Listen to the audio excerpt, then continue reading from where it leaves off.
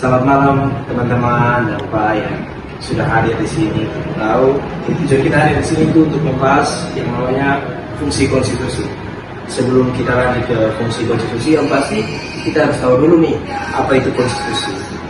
Mungkin dari teman-teman semua ada yang bisa menjelaskan sedikit apa itu konstitusi. Oke, baik, mungkin akan dimulai dari saya dulu. Konstitusi itu sendiri adalah dokumen tertinggi yang menjadi dasar hukum tertinggi dari suatu negara.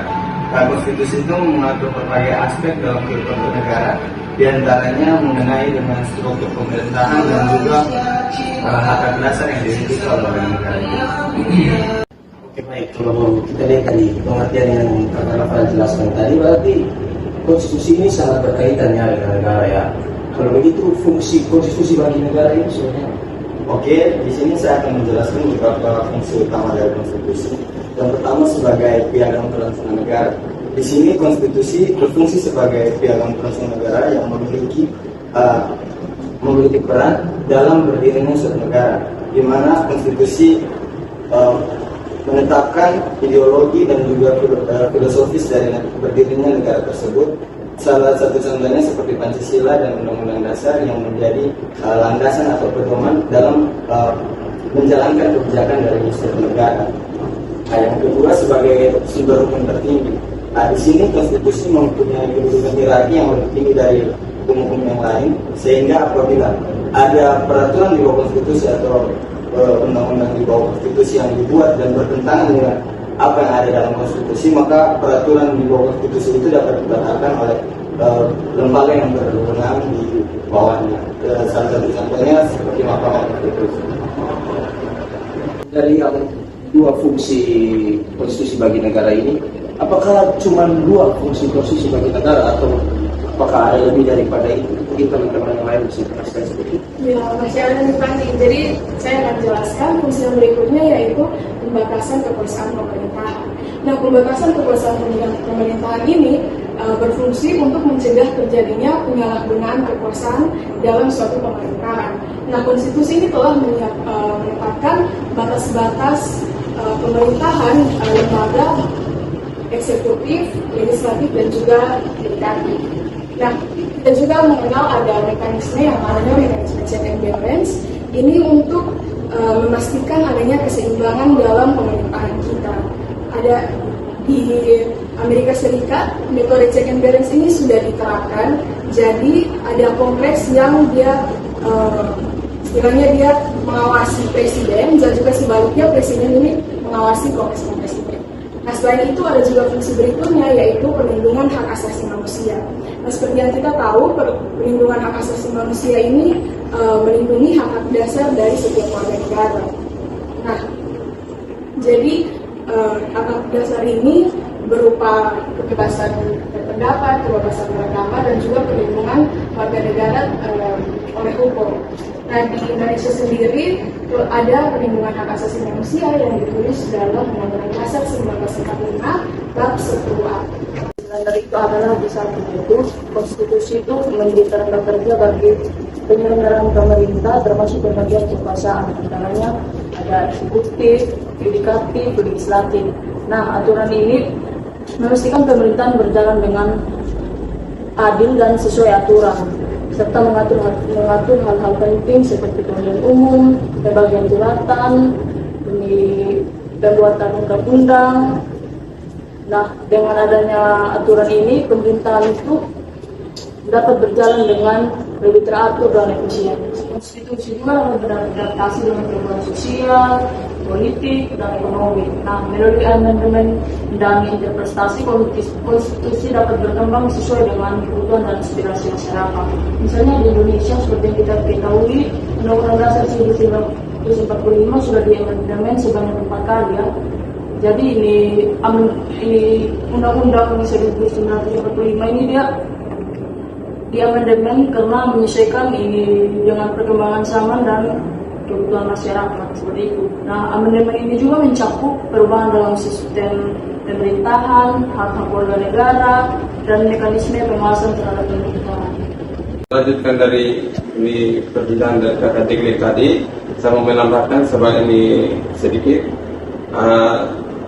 Ini sebagai identitas nasional dan lembaga persatuan. Konstitusi ini juga berfungsi sebagai identitas nasional karena mencerminkan nilai-nilai persatuan dan aspirasi yang ada di Indonesia. Kita bisa ambil contoh itu dari sama dengan ini Pancasila. Pancasila juga kan melambangkan tentang ideologi dan nilai-nilai negara. Konstitusi juga sebagai dokumen nasional yang mengandung perjanjian luhur. Konstitusi ini sering juga dianggap sebagai dokumen nasional dan mengandung perjanjian luhur antara kesepakatan bersama dan tentang bagaimana negara itu harus dijalankan dengan hak-hak sebagai kewajiban warga negara. Nah, konstitusi juga itu mencerminkan komitmen bersama untuk menjaga keutuhan dan kedaulatan negara. Sebagai contoh, proklamasi kemerdekaan yang diakui sebagai Undang-Undang 1945. Saya rasa fungsi konstitusi sudah dijelaskan oleh teman-teman semua. Jadi di sini saya akan menambahkan berdasarkan literatur atau yang biasa kita kenal gitu. Jadi fungsi konstitusi yang lain yaitu sebagai sarana pengendali masyarakat. Seperti yang kita tahu bahwa setiap negara yang berdaulat itu sangat membutuhkan konstitusi untuk mengendalikan dan mengatur kehidupan masyarakatnya. Nah, konstitusi di sini harus diikuti atau dipatuhi oleh setiap warga negara agar kehidupan negara itu bisa jauh lebih efektif. Seperti itu. Kemudian yang kedua yaitu sebagai sarana perekayasaan dan pembaharuan masyarakat. Nah, di sini pemerintah dapat membuat kebijakan-kebijakan yang tentunya sangat bermanfaat untuk kesejahteraan masyarakat. Contohnya misalnya seperti yang sudah dijelaskan oleh teman Jeffrey tadi berkaitan dengan amandemen Undang-Undang Dasar 1945. Jadi amandemen sesuai dengan kepentingan dan kebutuhan masyarakat. Misalnya bisa kita lihat adanya prinsip desentralisasi atau otonomi daerah. Nah, dengan adanya prinsip desentralisasi dan otonomi daerah seperti ini akan lebih memudahkan antara pemerintah pusat dengan pemerintahan daerah sendiri. Jadi dengan adanya desentralisasi dan prinsip otonomi daerah seperti ini, tentu saja akan meningkatkan partisipasi dari masyarakat, begitu juga dengan pemerintahan pusat. Jadi seperti itu. Seperti yang sudah dijelaskan tadi, saya lumayan tertarik sama kata-kata yang bilang konstitusi itu untuk membatasi peran pemerintah. Kira-kira membatasi dalam kayak hal-hal gimana saja? Mungkin bisa dijelaskan lebih luas lagi. Oh ya, baik. Saya izin menjawab ya. Jadi sebenarnya kalau bicara soal konstitusi, kita tidak lepas dari namanya dan konstitualisme. Menurut beberapa ahli, konstitualisme itu maksudnya apa sih? Konstitualisme itu maksudnya ada pembatasan terhadap kekuasaan supaya pemerintah itu tidak menjadi otoriter. Tapi yang kedua yaitu ada perlindungan terhadap hak asasi manusia. Tapi yang akan saya lebih tekankan sini yaitu terkait pembatasan kekuasaan pemerintah. Tapi sebelum itu kita harus tahu dulu kenapa sampai munculnya sebuah premis seperti ini. Nah, dulu di Revolusi Prancis sebelum adanya pemikiran dari Montesquieu yang tentang pembagian kekuasaan, ini diakibatkan oleh sejarah di mana Prancis itu memiliki kekuasaan yang otoriter, yang di mana semuanya itu berpusat pada raja. Artinya semua peraturan, bahkan semua hal itu hukuman dan lain-lain itu di atas dasar dalam tanda kutip suka-suka raja, apa yang dia ingin lakukan dia lakukan. Nah, karena melihat hal itu cukup problematika dan sangat menekan misalnya masyarakat, bahkan terkhususnya warga-warga kecil yang sebagai aktor yang paling berharga ya. Jadi makanya muncullah pemikiran untuk bagaimana kalau misalnya kita membagi saja kekuasaan supaya kekuasaan itu tidak terpusat. Makanya ada muncul tadi yang sudah sempat dijelaskan juga oleh teman-teman lain, yaitu pembagian kekuasaan. Pembagian kekuasaan yang dikenal itu sudah ada 3, yaitu legislatif, eksekutif, dan yudikatif. Nah, ketiga hal ini mempunyai perannya masing-masing. Perannya seperti apa? Misalnya eksekutif untuk menjalankan pemerintahan, ada yudikatif untuk misalnya mempertahankan yang hukum dan lain-lain, bahkan misalnya legislatif yang untuk membuat undang-undang kayak DPR dan lain-lain. Nah, dengan peran ini diharapkan setidaknya tidak ada kekuasaan yang terpusat, sehingga pada akhirnya semua orang masuk dalam poin saya kedua bisa dalam poin ini melakukan check and balance masing-masing. Sehingga ketika misalnya eksekutif terlalu dominan dalam suatu hal, maka misalnya legislatif dan yudikatif bisa membatasi hal tersebut, misalnya melalui jalur hukum, jalur undang-undang atau apapun itu. Makanya saya pikir bahwa dengan adanya pembagian kekuasaan itu menimbulkan pemerintahan yang lebih stabil lah dibandingkan pemerintahan yang terpusat pada satu lembaga saja. Tidak akan lanjutkan yang sudah disampaikan oleh saudara Kedis mengenai peran konstitusi dalam membatasi keputusan pemerintah. Di sini pembatasan konstitusional yang dimana konstitusi menetapkan batasan-batasan yang jelas terhadap keputusan pemerintah. Dalam hal ini termasuk hak dasar yang tidak boleh dilanggar oleh pemerintah seperti kebebasan berbicara, kebebasan beragama, dan hak perlindungan atas hukum. Indonesia, Undang-Undang Dasar 1945 menjamin hak asasi manusia dalam bab 10A yang mencakup hak untuk hidup, kebebasan pribadi, dan hak atas pendidikan. Pembatasan ini memastikan bahwa pemerintah tidak dapat bertindak sewenang-wenang terhadap warga negara. Yang berikut tentang proses legislasi yang transparan. Konstitusi ini mengatur proses legislasi yang harus diikuti oleh pemerintah dalam membuat undang-undang. Proses ini biasanya melibatkan berbagai tahapan termasuk pembahasan, persetujuan, dan pengesahan oleh berbagai lembaga. Di Indonesia sendiri, proses legislasi melibatkan DPR, DPD, dan Presiden sendiri, serta harus dilalui berbagai tahapan sebelum undang-undang dapat disahkan. Proses yang transparan ini memastikan bahwa pembuatan undang-undang dilakukan secara demokratis dan akuntabel. Mungkin Selanjutnya, peran konstitusi dalam membatasi keputusan pemerintah, ada juga pengawasan oleh lembaga independensi. Lembaga independensi di Indonesia ini seperti KPK. KPK ini mereka berfungsi sebagai pengawas dan penindak penyalahgunaan kekuasaan yang dilakukan oleh pemerintah. Selain daripada lembaga independen ini, ada juga amandemen konstitusi. Jadi konstitusi ini menyediakan mekanisme untuk melakukan perubahan atas amandemen jika diperlukan. Nah, proses ini biasanya melibatkan persetujuan dari berbagai lembaga dan seringkali memerlukan persetujuan dari mayoritas yang signifikan. Lalu di Indonesia sendiri amandemen ini sudah beberapa kali dirubah, dan perubahan amandemen itu harus dilakukan atas persetujuan dari lembaga MPR. Baik, sedikit tambahan dari saya. Dan tadi cukup sering ya saya dengar itu untuk melindungi hak dasar warga negara. Mungkin bisa dijelaskan sedikit atau mungkin bisa dijelaskan lebih luas ya, apa posisi itu melindungi hak dasar warga negara. Baik ya, saya akan menjawab pertanyaan tersebut. Berbicara soal konstitusi melindungi hak dasar warga negara, di sini saya mengetahui ada beberapa hal atau mekanisme. Yang pertama itu ada pengakuan dan penjaminan hak asasi manusia, kemudian ada juga pembatasan kekuasaan pemerintah, kemudian ada juga lembaga perlindungan hak asasi manusia. Nah, kita mulai dari pengakuan dan penjaminan hak asasi manusia. Tadi juga sudah dijelaskan sebelumnya bahwa hak asasi manusia itu sudah tertuang dalam Undang-Undang Dasar 1945. Nah, untuk lebih spesifiknya itu dia terdapat atau diatur di dalam pasal 28A hingga 28J yang mencakup berbagai hak asasi manusia yang harus dihormati dan dilindungi oleh negara. Kemudian ada juga kita masuk yang berikut, pembatasan kekuasaan pemerintahan. Konstitusi di sini menetapkan batasan-batasan yang jelas terhadap kekuasaan pemerintah untuk mencegah pelanggaran hak dasar untuk asasi manusia.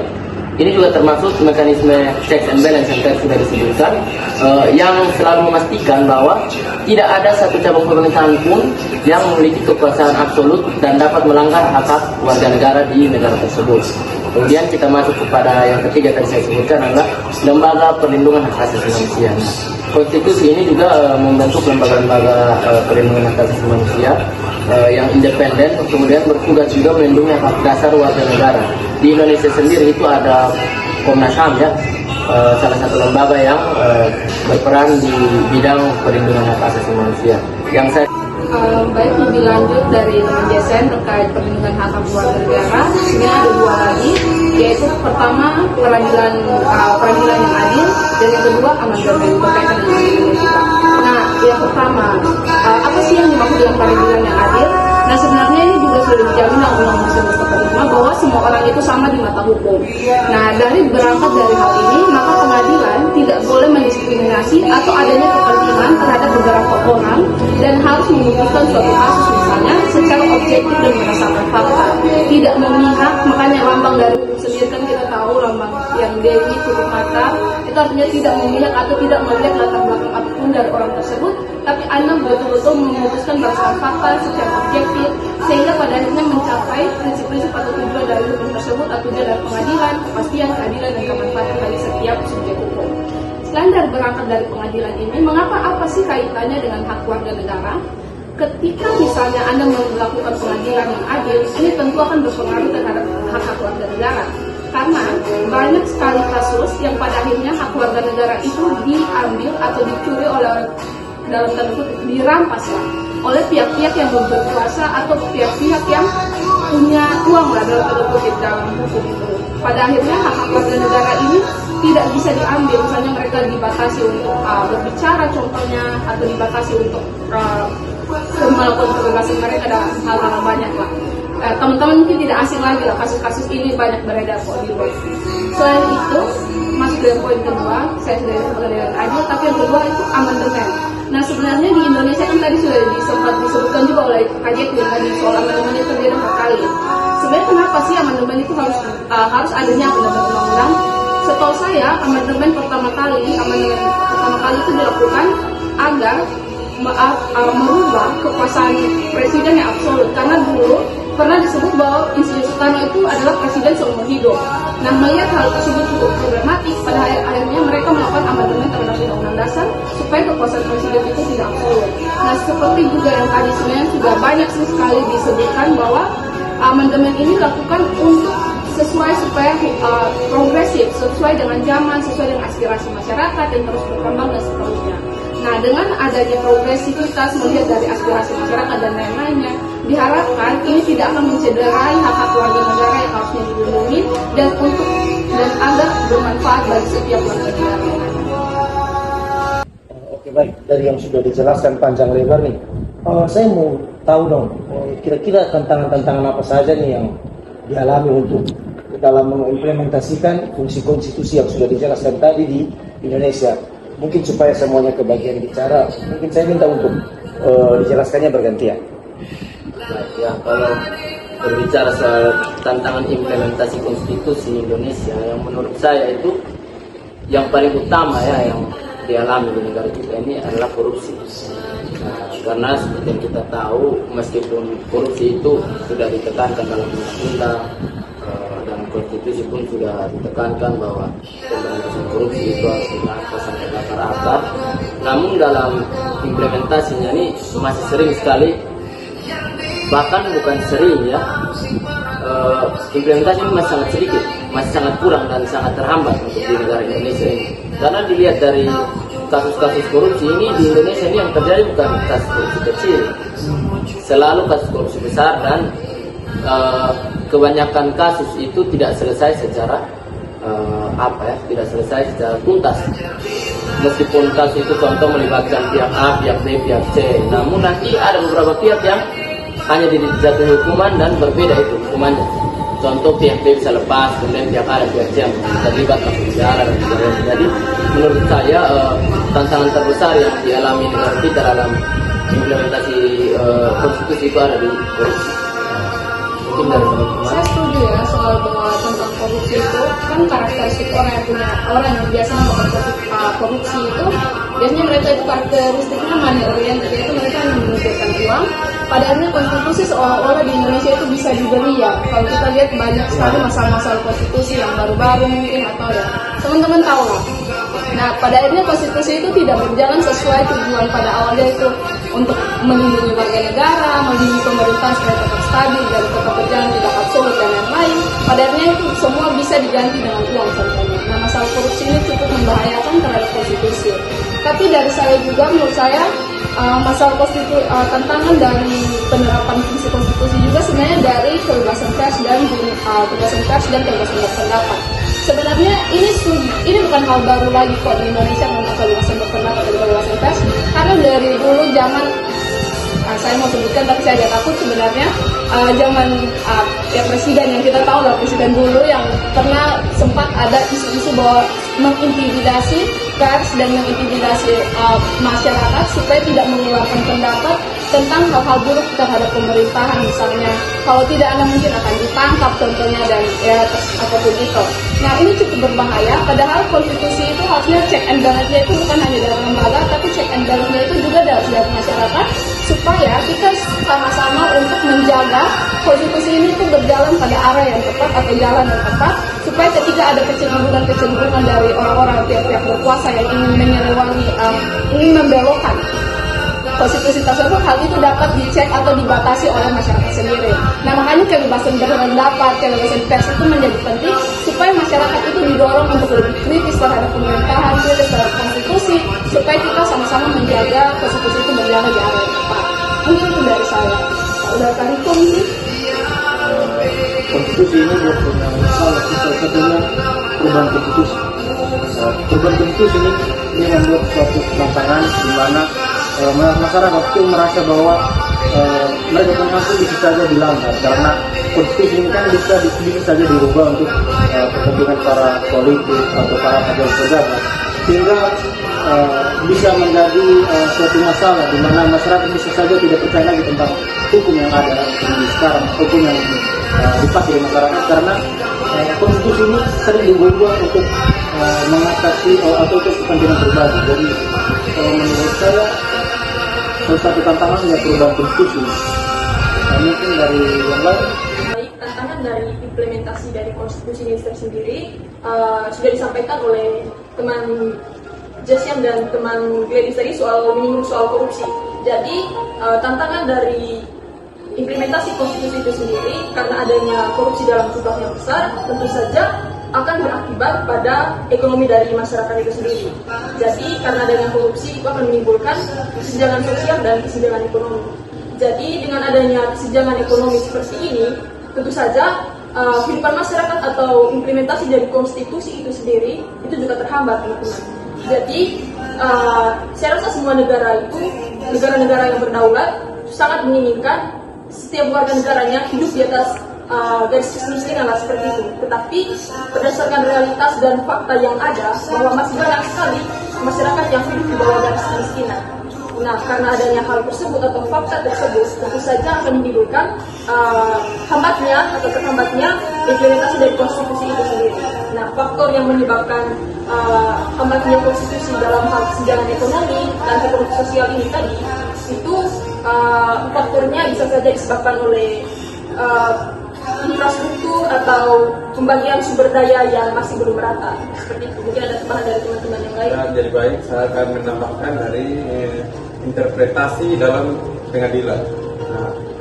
Interpretasi itu kenapa susah sekali untuk ditegakkan di Indonesia? Karena yang pertama itu dari politisasi atau kegiatan politik. Itu juga mengakibatkan terjadinya susahnya menegakkan keadilan bagi masyarakat. Seperti yang dijelaskan dari teman kita tadi, Gladys dan juga Jason, Rico juga tadi itu membahas tentang ini korupsi. Bagaimana hukum itu bisa dibeli? Jadi susahnya menegakkan keadilan di masyarakat karena hukum yang dapat dibeli. Hal-hal ini juga yang mengakibatkan lambatnya penegakan hukum yang ada di masyarakat. Nah, tantangan berikutnya ini lagi-lagi berasal dari hak asasi manusia. Jadi beberapa kebijakan pemerintah dapat melanggar hak asasi manusia yang dijamin oleh konstitusi. Nah, tantangan ini tentunya memerlukan pengawasan yang lebih ketat dan mekanisme dari penegakan hukum yang efektif untuk memastikan bahwa hak dasar warga negara ini terlindungi dengan baik. Tentunya selain itu ada konflik agama dan etnis juga itu. Ini bisa menimbulkan implementasi konstitusi. Seperti yang kita ketahui, Indonesia itu negara kita Indonesia itu negara yang beragam budaya, etnis atau budaya. Jadi Indonesia sebagai negara dengan keberagaman budaya dan agama seringkali menghadapi konflik agama dan etnis. Keberagaman ini yang seringkali menjadi kekuatan justru menjadi konflik dan menjadi masalah yang serius dan kompleks.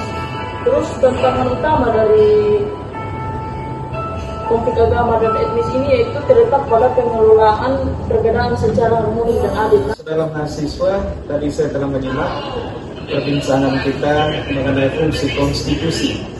Jadi beberapa hal yang menjadi perhatian kita mengenai fungsi konstitusi ini, yang pertama adalah fungsi konstitusi itu dimaksud untuk membatasi kekuasaan pemerintah.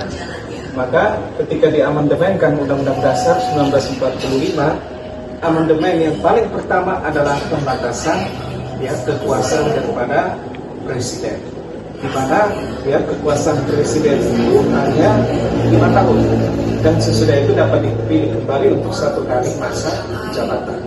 Memang sebelumnya itu, sebelum amandemen, pembatasan kekuasaan ini tidak begitu jelas.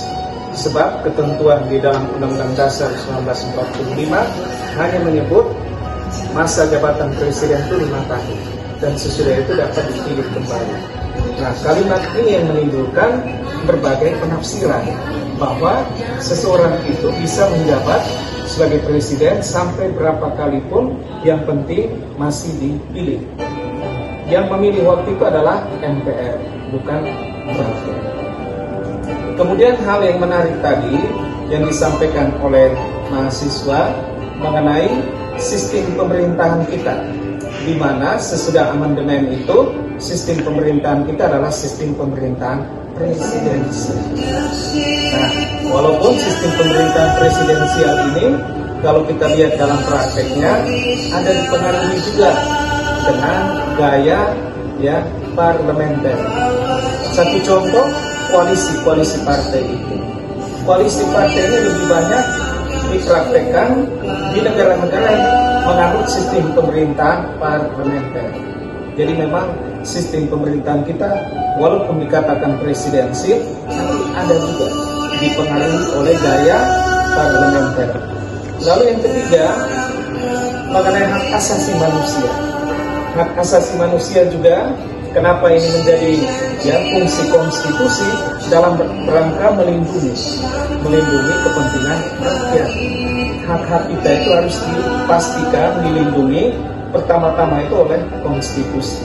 Maka sesudah amandemen itu ada sejumlah ketentuan mengenai hak asasi manusia yang dimasukkan, mulai dengan pasal 28, 28A, 28B, bahkan sampai pasal 28C. Lalu yang berikut mengenai mekanisme pertanggungjawaban. Nah, mekanisme pertanggungjawaban yang dimaksud yang tadi saya simak itu antara lain bagaimana setiap 5 tahun itu presiden mempertanggungjawabkan penyelenggaraan pemerintahan kepada MPR. Begitu. Nanti pada saat pemilihan presiden, maka rakyat yang akan menilai bagaimana kinerja pertanggungjawaban daripada presiden dan wakil presiden.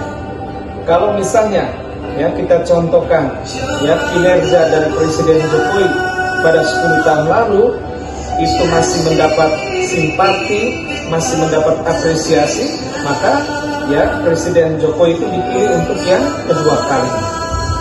Sebab yang menilai itu pada akhirnya rakyat pada saat pemilihan presiden dan wakil presiden. Lalu yang terakhir yang saya catat di sini mengenai pembentukan perundang-undangan yang diatur di dalam konstitusi. Dalam hal ini bagaimana pembentukan undang-undang, bahwa undang-undang itu yang punya kewenangan atau kekuasaan membentuk itu ada pada Dewan Perwakilan Rakyat. Karena memang ketentuan pasal 20 ayat 1 Undang-Undang Dasar 1945 menyebut kekuasaan membentuk undang-undang ada pada Dewan Perwakilan Rakyat. Hanya ketika dilaksanakan kekuasaannya itu, maka selalu pemerintah itu bersama-sama. Oke, baik, Pak. Terima kasih Pak sudah menambahkan cukup banyak kesimpulan yang kami dapat dari apa yang Pak jelaskan. Lebih daripada itu, menurut saya pemerintah pun perlu memperkuat implementasinya supaya meminimalisir lah hambatan-hambatan yang tadi sudah disampaikan juga oleh teman-teman. Lebih daripada itu, terima kasih teman-teman semua dan bersama penonton yang sudah hadir. Kita sudah sampai di penghujung hari ini. Mungkin sudah hampir 1 jam kita bahas ini, dan saya rasa semua teman-teman pun mendapatkan ilmu tambahan. Mungkin apalagi saya sudah narasumber, saya sebagai host, saya akan mendapat banyak ilmu dari narasumber semua yang hadir. Mungkin itu saja dari saya. Ikan juga makan tomat. I love you guys so much.